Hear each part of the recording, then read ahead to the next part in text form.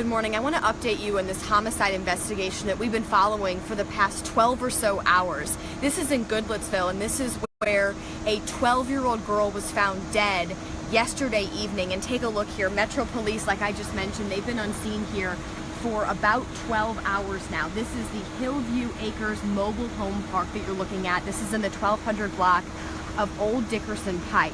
There's still a lot of questions this morning about what exactly happened here, but I want to walk you through the timeline as far as what we know so far. This girl, again, her name is Joanna Ortega. Her mother told investigators that they had gone to lunch around 12:30 or so yesterday morning. They had spoken around 5:30 yesterday evening, and then when the mother returned home from work an hour later, around 6:30 last night, she says she found her daughter unconscious, called 911.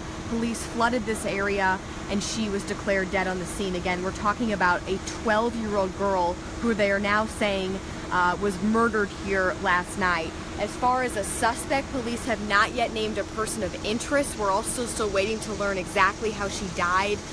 Certainly, these are going to be key components of this investigation here.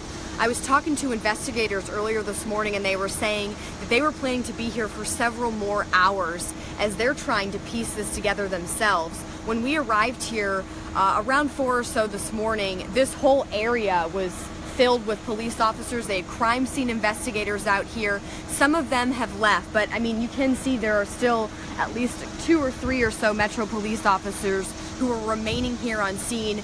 Next to this particular trailer where it happened, you can see that whole area here has been taped off here with that crime scene tape.